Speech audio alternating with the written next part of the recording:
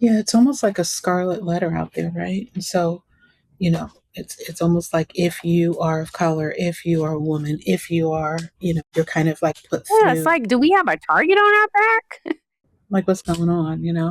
And then when you and this isn't to like, you know, we're going to lift this up in a minute, but it's the reality of what's going on. And I think that we have to name it, we have to call it, we have to say what it is, because that's part of the whole shame part, right? Because there's so many people. This is a collective struggle, and we may be experiencing it in different ways and in different areas of our lives.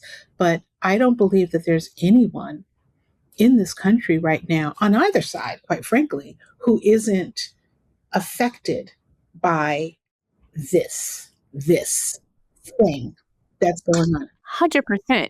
Even something as simple as, kindness from strangers. You're seeing this uptick in racism and, people lashing out at one another. I'm like, hey, hey, hey, what happened to healthy ways of coping and letting down, your guard and being kind and just being happy. It's to your point, but I think people on both sides are super stressed out. It's causing us to be unkind humans. And I just don't think that that's what our country, of course, it's been the last 250 years. I know the anniversary or the birthday of this nation is coming up, and it's been a loaded 250 years. So it hasn't been all happy and freedom for all.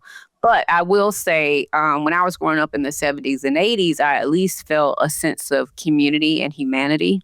And I think a lot of that is lost right now. And I just want us to get back to being kind humans and loving one another, no matter who you are, no matter what you look like, no matter where you're from. Like, we are human first. And that is super important. And that leads to good mental health as well. Just being nice to people. Yeah, we're in a pressure cooker, and there. We called out some of them. Some of the other ones that I've seen are the the stress within families. As people are trying to co-parent, the issues that are happening intergenerationally, the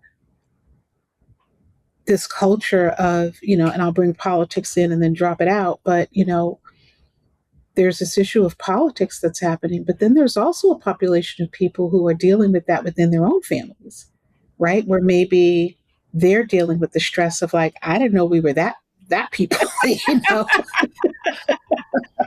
Wait a minute, right? And families just kind of doing it, and I think that that all trickles down, and this is where my frustration with the decisions to move away from funding and supporting organizations like yours.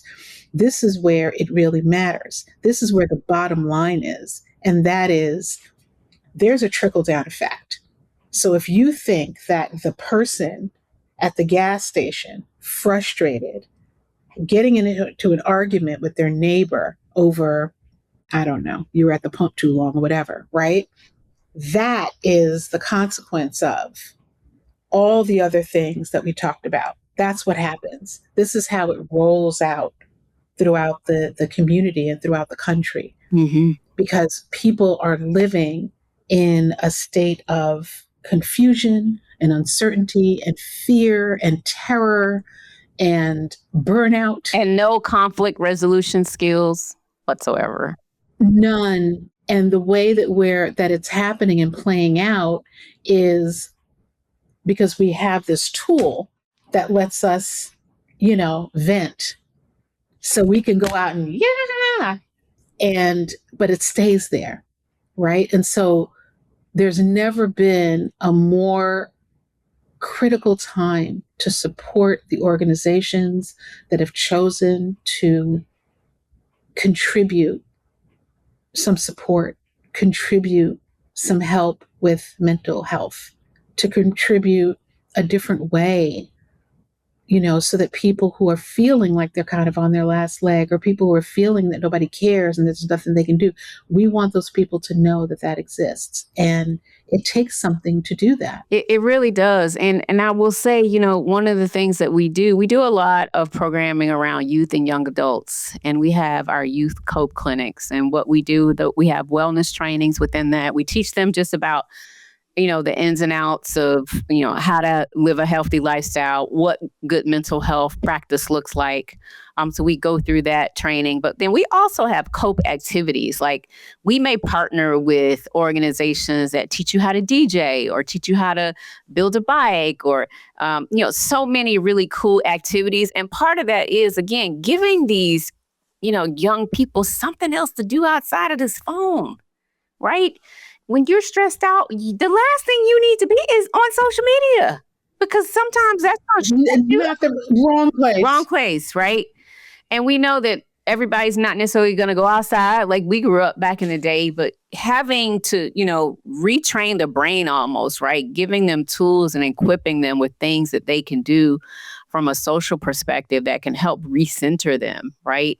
And get them back into a place of peace and calm. And of course, we have the traditional wellness activities like yoga, Zumba, sound baths, that sort of thing. But we believe in meeting our young people where they're at. And so that is why partnerships are so important, for Silence the Shame, working with other community organizations, community leaders, working within the city, with other nonprofits, because we got to give these kids and honestly adults, we got to, talk to the adults and tell them to find that inner child again.